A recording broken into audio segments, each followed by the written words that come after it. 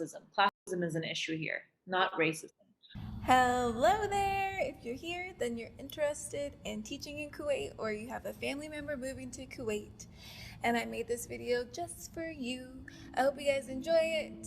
Me and 3 other teachers just gabbing about life in Kuwait. Enjoy!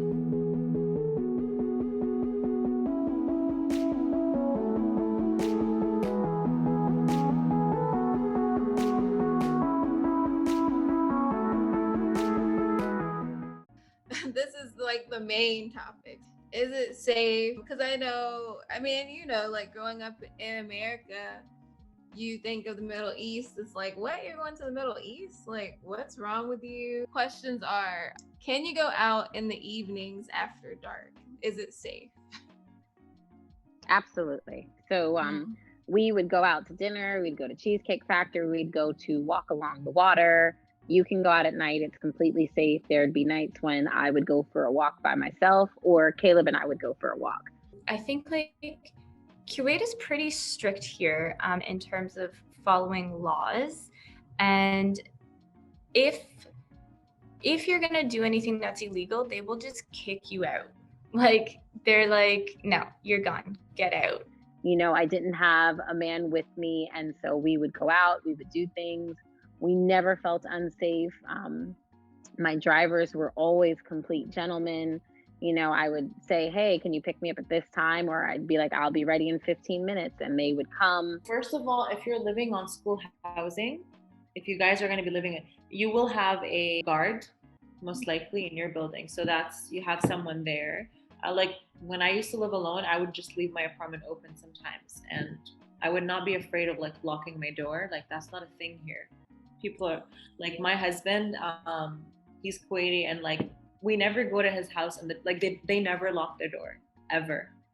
Okay. Like imagine doing that in the States or in Canada, you know, like that's that's unthinkable, you know. Like my parents recently moved to Detroit, and like, you know, they had to have like this like double door in, and just like, you know, for safety and all that stuff. So no, I feel super safe here, and a lot of people feel super safe here. And like I used to live in an area when I was still single.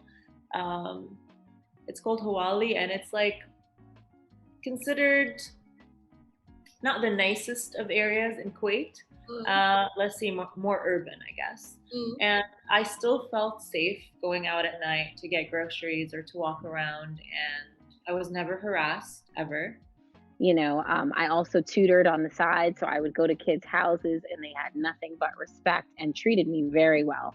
So it's absolutely safe after dark. It's so interesting, like in China, for example, we would have people ask us, like, do people really carry guns in America? Like, are these people running around with guns in America? Like, yeah. And that's so strange to them.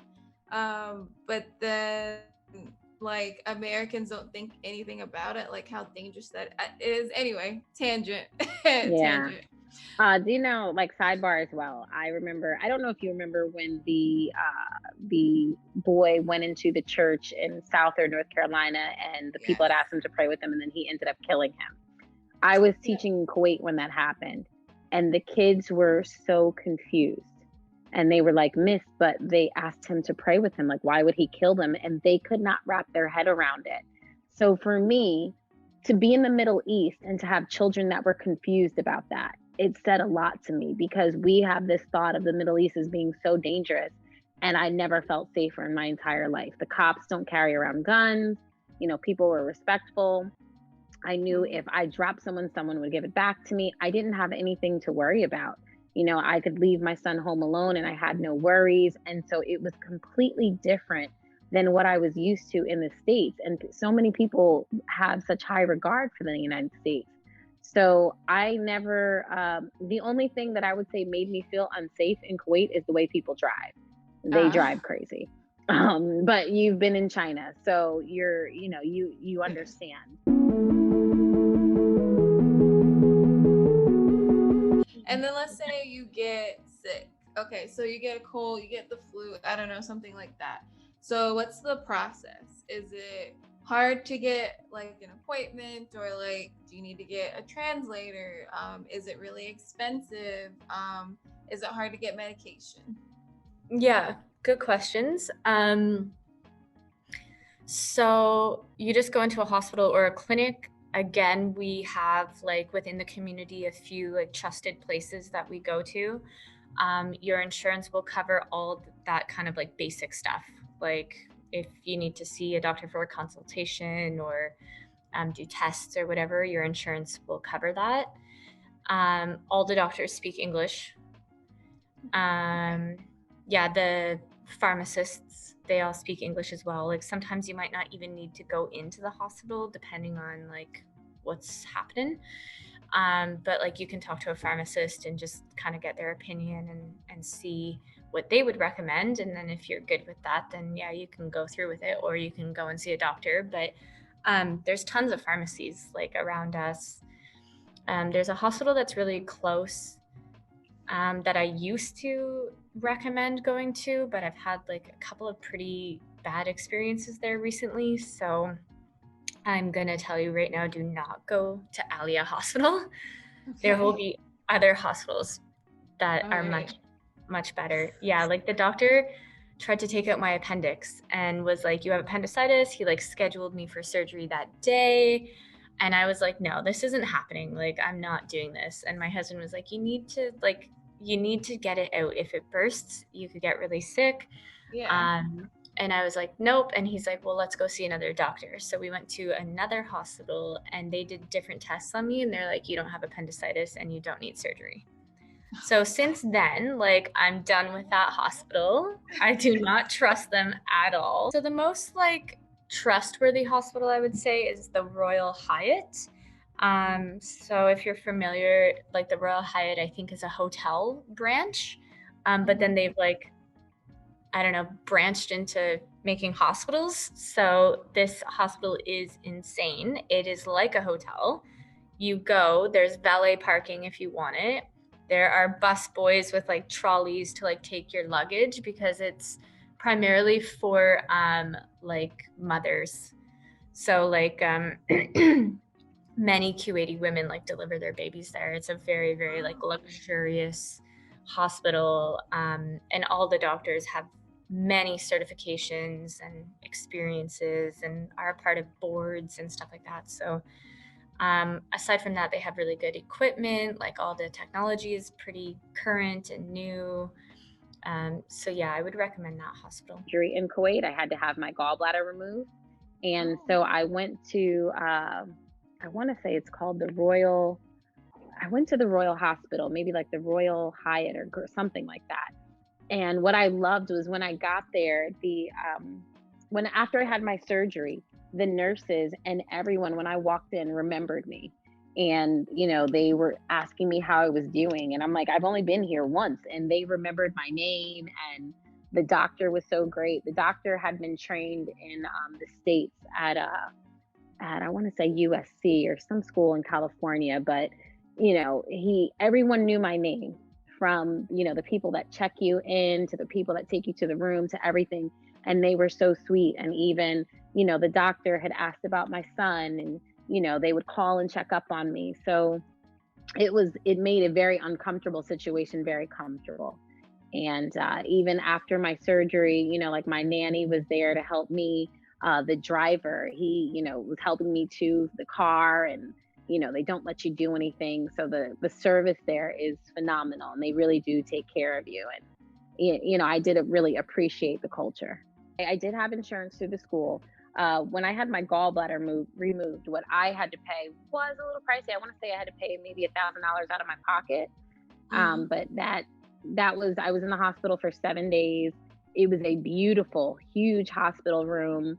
I had meals that weren't, you know, they were still delicious, even though I couldn't eat certain things.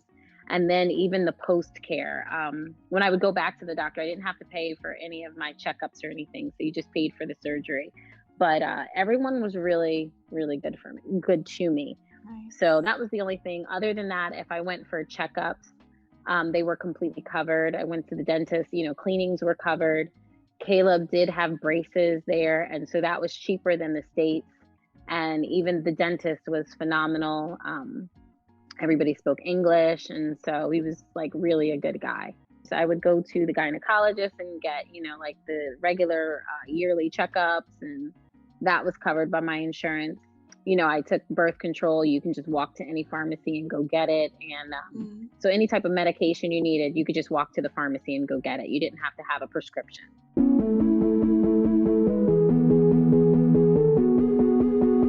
We left China because the air pollution. That was like one of the main reasons. My husband was reading that in Kuwait, the air pollution is not great. Like between 100, maybe 125 or 150. But then on top of that, there's sandstorms. So what are some things, did you like notice it? What's your advice on that aspect? Okay, so for me, I have asthma, but I never really experienced high air pollution, and I only saw one sandstorm the entire year I was there.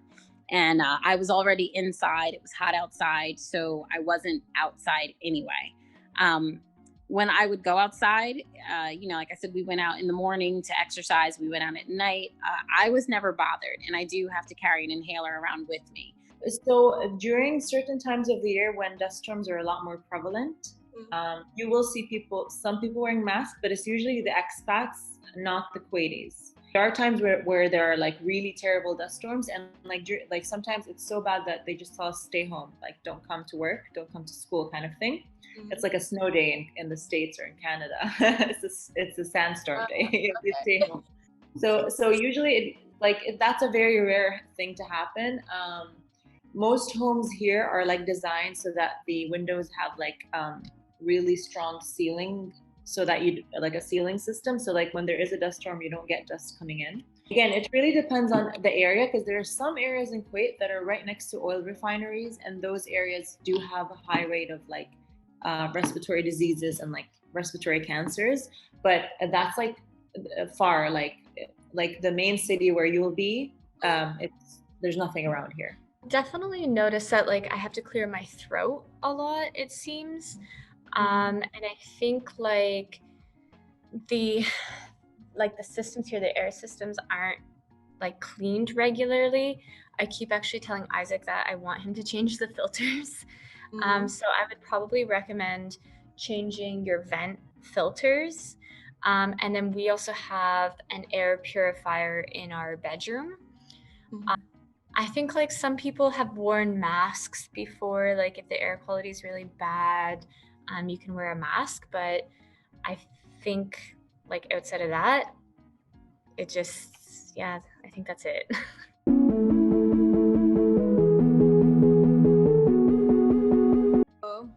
I'm a Black woman married to a white man, even though I look not Black, I guess. I probably look more Hispanic than anything.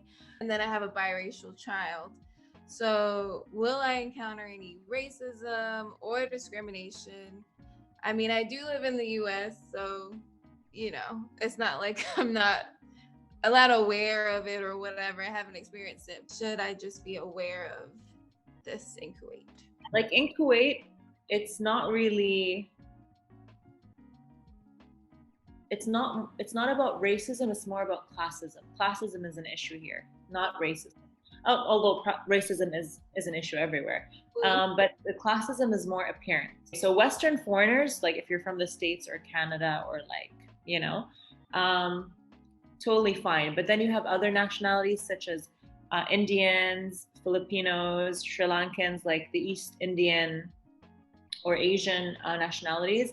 Those are, yes, I'm pretty sure if you ask them, they will say that they experience racism and discrimination, just because, again, it's more like a classism thing, because they are looked at as the working force. Is it like overt in your face? Depends on how you look at it. In terms of like racism in terms of like African American or like that kind of racism, no, I don't think it's an overt thing, again, because it's more about like where are you from. So if you're from America or Canada, totally fine. But then if you're from like India or the Philippines, the Kuwaitis look at them as like working class. so below us kind of thing, which is very sad. But that's an issue here for that demographic for sure. Again, I'm not saying that all Kuwaitis are racist. It's not like, a lot of them are very sweet and not racist, but I'm just saying that does exist. I'm not saying it's like a common thing that exists, but it does exist. But like, if I'm at a store, no, I wouldn't stand behind a Kuwaiti if it's my turn. And like, even if other nationalities, like an Indian person, if it's their turn first, a Kuwaiti wouldn't be like, no, get behind me.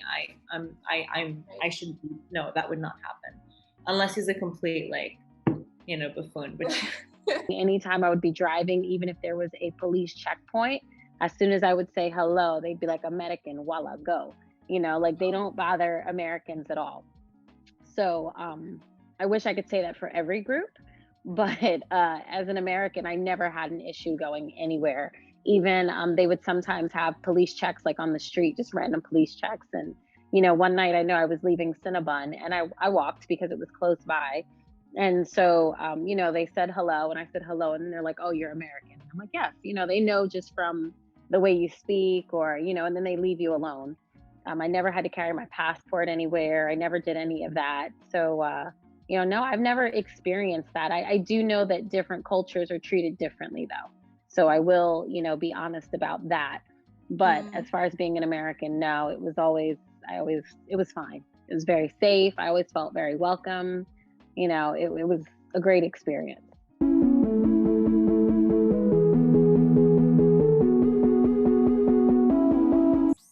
Favorite things, just anything you want to share that you haven't shared with future teachers that will be teaching in Kuwait. I would definitely recommend getting out to the desert for kashta. I actually don't even know what kashta means. I think it means camping, but I'm not 100% sure. But basically, you kind of go out to the desert and you have a barbecue and you just kind of hang out in the desert, and it's really cool. You get to see the stars like so clearly, and the air seems a lot cleaner. So yeah, it's just nice. I would say take advantage of getting outside. Like if you're an outdoorsy person, Kuwait has a lot of nice parks that you can go to. I miss the desserts there. There's a restaurant where you can get like a chocolate ball and they pour like the hot chocolate sauce over and it melts and there's like fruit inside and, brownies and all types of things. Kuwait has a huge food scene, like foodies is a thing here, and food bloggers and all that, because there's so many restaurants and so many cuisines and so many options and things that you can explore. So my thing in Kuwait is I would definitely say to meet some of the locals. My students were phenomenal. And I had one student that had an amazing house where he had a bird sanctuary that was probably the size of our school gym with beautiful birds. And he had 2 kangaroos, he had a tortoise, he had baby tigers. And, what was great was the kids will invite you to their home. I had a child in the royal family that sent us dinner and I was like, it's just me and my son. And so I had to invite 10 people over to eat all the food. So I would say just enjoy it, go to the malls and see what it's like, go to IKEA, travel. I definitely think that was the biggest benefit, which, I had gone to Bahrain, Oman, Qatar, the UAE, I did Egypt, Jordan, so I went to lots of places and the travel was very easy there. In the past, pre-COVID days, you could book a flight to Bahrain, which is like 40 minutes away, or Dubai, which is 50 minutes away. And then you'd like get your, party weekend and come back. That's another thing I love about Kuwait is like, it's so close to everywhere. Like traveling was a big thing. I think traveling is a big thing for any expat teacher, but like, you could just book a weekend to Bahrain or Oman or, Dubai, or you could go to Europe. It's like 6 hours away, or, India, or, it's just like so central. So travel is such a nice thing when you do live here. We were there and during the school year, so just during September to May, we had traveled to 10 different countries, which, I had explained to Caleb, we wouldn't have traveled to 10 different states if we were back home. Like, that's just not something we would have been able to do, but we were able to do it in Kuwait. So I completely appreciated my time there, and it opened up my son's eyes to so many different cultures. There was a lot to do in terms of like music. Like there would be a lot of music events, live music. There would be a lot of art exhibits and like art events. If you're into that art and culture, they'd have a lot of these types of events. There are like health clubs that you could join, and like inside the health club there'd be like a pool and a beach, and they do like activities every weekend, like barbecues and like community activities and such. I find there's always something to do. I lived in Windsor, which is like a very small city in Canada, and like honestly, I feel like there's a lot more to do here than back home, because I lived in such a small, like it was like a retirement city. So there wasn't much to do. Like malls would close at 6 p.m. on a weekend, and that's it. Like what are you supposed, like most places would close at 6 p.m. and like here, like things are still open till 11, 12 a.m. and like people are out. Like it's not weird to see people out like 1, 2, like people love going out. People love hanging out with family. When the weather gets nicer, people like to, like, it's a big thing here to go out and camp, like in the desert, or book a chalet. You can book a chalet and like have your own private chalet for like a weekend. You'll have like your own beach access and pool and such, and these types of things. So yeah, it's depending on the time of the year and the weather, it like varies, and there's always something. Another bonus is Talabat. If you haven't heard of Talabat yet, it's like a app that you can use to order anything. Like if you need to order medicine from the pharmacy, they'll deliver. You want to order groceries, they'll deliver. You want Lebanese food, you got it. You want Indian, it's at your door. Like it's a very convenient app. A little too convenient. I guess try your best to get involved with groups of teachers that kind of have activities and do things, and you slowly start to get introduced to a lot of what's going on here, and you become familiar with what's there to do, what's going on. Advice other than that, don't stress too much. It's a very easygoing country. People here are very nice for the most part. Super easygoing country. Oh, don't forget to like and subscribe and share this video if you really like it. Thanks for watching.